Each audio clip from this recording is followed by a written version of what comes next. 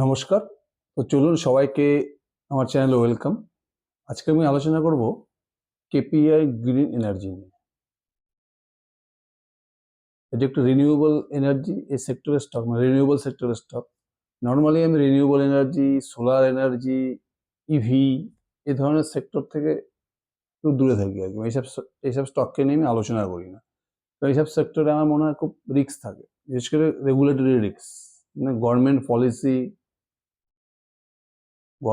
পলিসির উপরে এইসব সেক্টর খুব খুব ডিপেন্ড করে। Renewable energy, solar energy, electric vehicle এ ধরনের সেক্টরগুলো।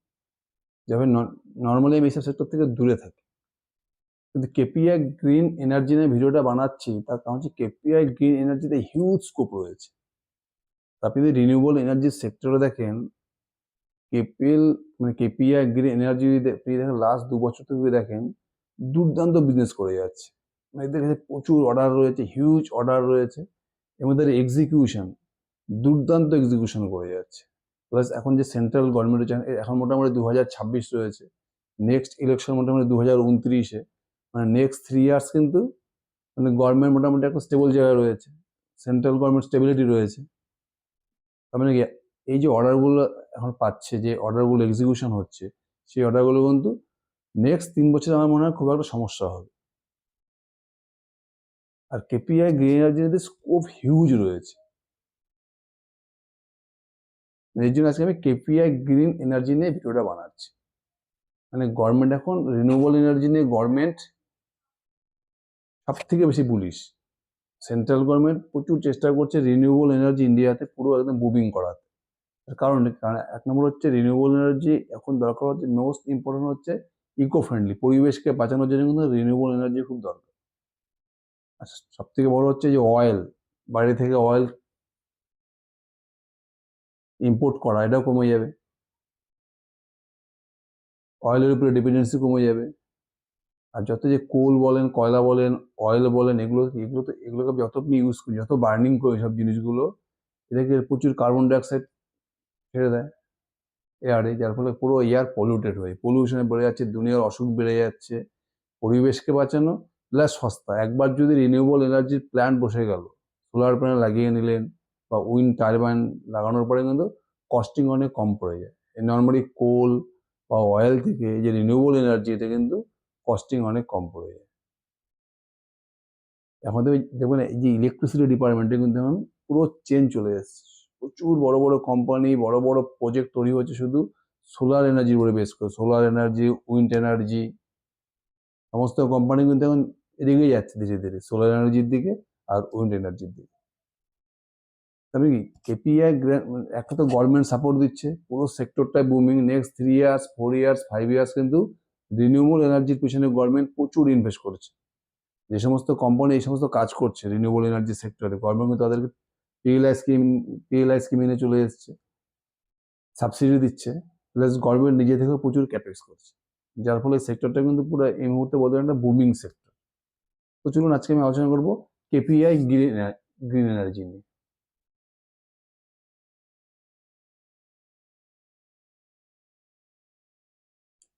আপনি যদি কেপিআই গ্রিন এনার্জির বিজনেস মডেল দেখেন,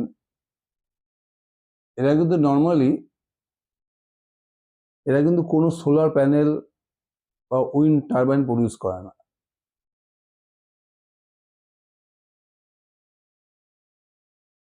কেপিআই গ্রিন এনার্জি কিন্তু কোনো এরা সোলার প্যানেল বা উইন্ড টারবাইন প্রডিউস করে। এটা কি করে, যে সমস্ত কোম্পানি সোলার প্যানেল বানাচ্ছে, যেমন আদানি সোলার বা টাটা পাওয়ার, এ ধরনের কোম্পানির থেকে এরা সোলার প্যানেলটা কিনে নেয়।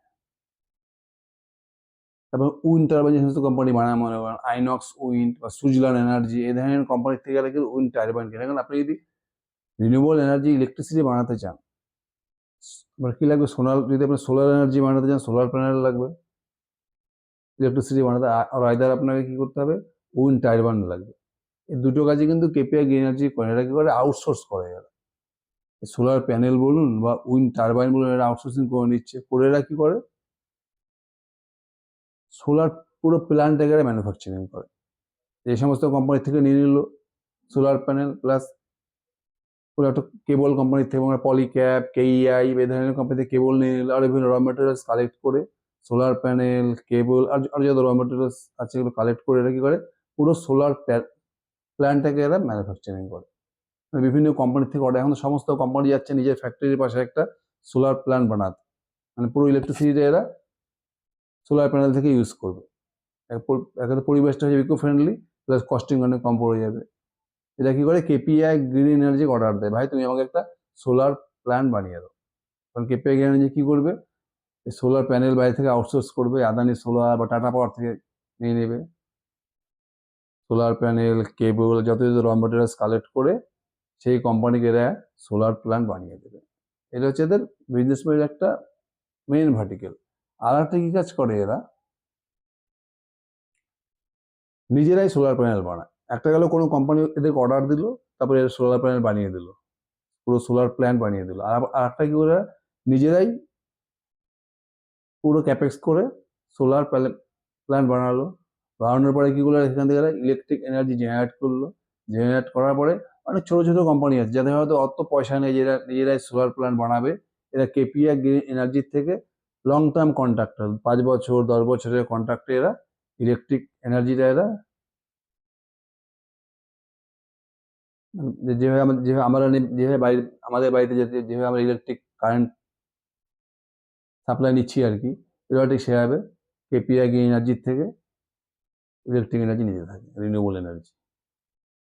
তবে বুঝে গেলো এদের বিজনেস মডেল, একটা বিজনেস মডেল আছে অন্য কোনো কোম্পানির হয়ে সোলার প্ল্যান্ট বানিয়ে দিচ্ছে, আর একটা হচ্ছে নিজেরা সোলার প্যানেল বানাচ্ছে নিজেদের জন্য বানিয়ে, সেখান থেকে ইলেকট্রিক এনার্জি প্রডিউস করে বিভিন্ন কোম্পানি সেটা সেল করছে। প্রথম মডেলটা হচ্ছে অন্য কোনো কোম্পানির হয়ে এরা সোলার প্যানেল বানিয়ে দিচ্ছে, এটা কিন্তু অনেকটা asset light model, company order দিচ্ছে এরা বানিয়ে দিচ্ছে। আর দ্বিতীয় মডেলটা কি, এরা নিজেরাই সোলার প্যানেল বানাচ্ছে নিজেদের জন্য বানিয়ে, এরা নিজেরাই ইলেকট্রিক এনার্জি প্রডিউস করে ছোট ছোট কোম্পানিকে সেই ইলেকট্রিক এনার্জিটা এরা বিক্রি করছে।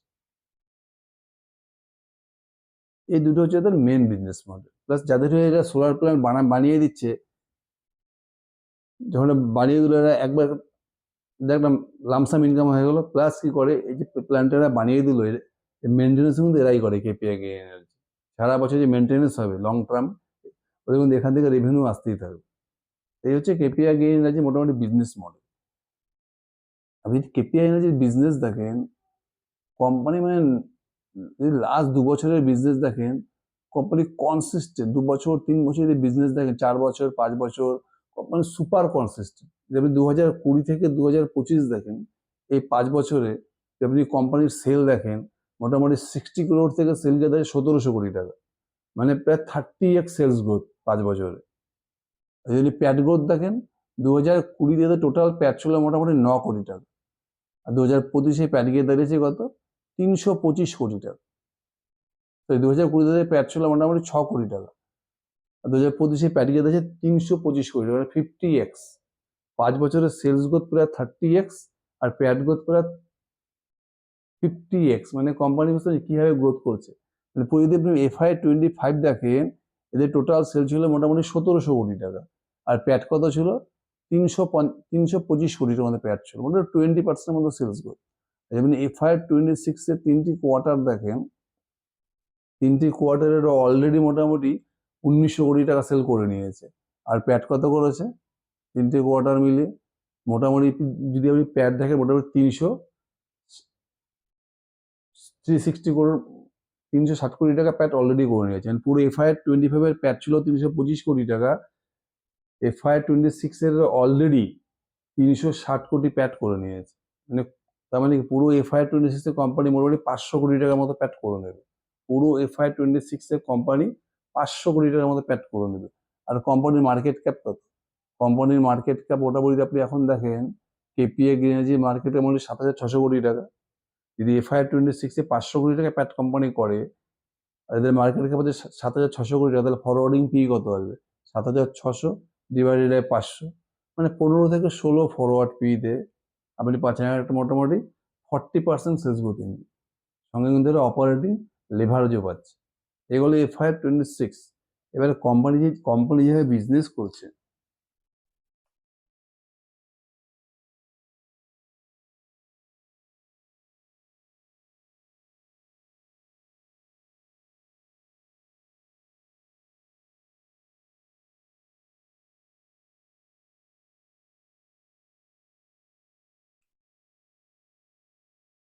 এখন কোম্পানি সব থেকে যেটা মোস্ট ইম্পর্টেন্ট জিনিস যে গভর্নমেন্ট সেন্ট্রাল গভর্নমেন্টের টার্গেট হচ্ছে 2030-এর মধ্যে 500 গিগাওয়াট 500 GW 500 গিগাওয়াট পুরা renewable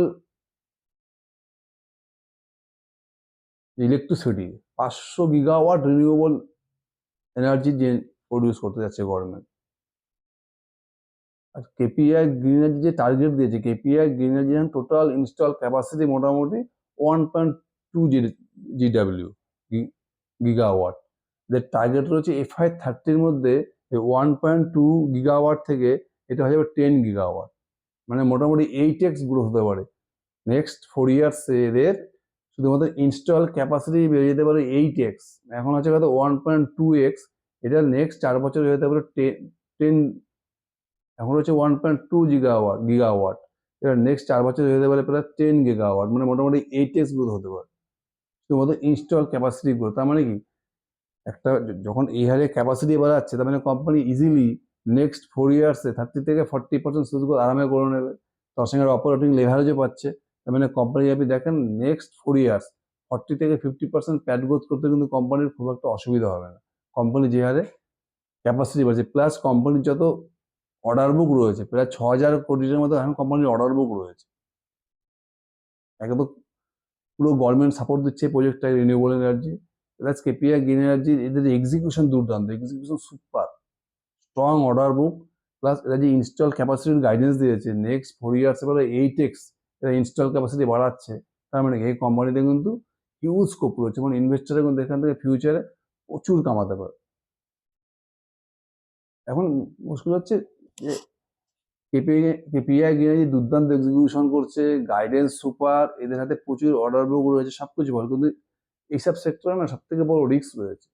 renewable energy, solar energy, EV, এইসব সেক্টরের সব থেকে বড় রিস্ক হচ্ছে এইসব সেক্টর ডিপেন্ড করে গভর্নমেন্ট পলিসির উপর। যদি গভর্নমেন্ট পলিসি চেঞ্জ হয়ে যায় তাহলে কিন্তু এই যে এত টার্গেট সবকিছু কিন্তু শেষ। যদি গভর্নমেন্ট পলিসি চেঞ্জ হয়ে যায়, মানে এদের বিজনেসটা কিন্তু পুরোপুরি গভর্নমেন্ট পলিসির উপরে ডিপেন্ডেন্ট করে।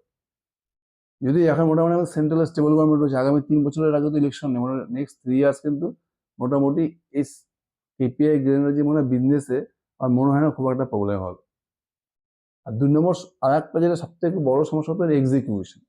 এক্সিকিউশন মানে এই যে কেপিআই গ্রিন এনার্জি যে সোলার প্ল্যান্ট বানায়, এই সোলার প্ল্যান্টের প্রচুর জমি লাগে, ল্যান্ড লাগে। ল্যান্ড অ্যাকুইজিশন কিন্তু, ল্যান্ড অ্যাকুইজিশন যদি কোনো সমস্যা হয় তাহলে এদের পুরো প্রজেক্টটাই নষ্ট হয়ে যাবে। অনেক সমস্যা না, লোকাল প্রবলেম, পলিটিক্যাল প্রবলেম, জমি নিয়ে সমস্যা, এইসব সমস্যার মধ্যে কেপিআই গ্রিন এনার্জি ক্ষেত্রে যদি এখন পর্যন্ত তাদের এক্সিকিউশন সুপার, আমি তবুও একটু বলেছি এটা একটা রিস্ক হতে পারে যে ল্যান্ড অ্যাকুইজিশন করা, তারপরে সেখানে প্ল্যান তৈরি করা, এক্ষেত্রে কি হয় লেট হতে পারে, প্রজেক্ট বানাতে দেরি হতে পারে, জমি নিয়ে গন্ডগোল হতে পারে।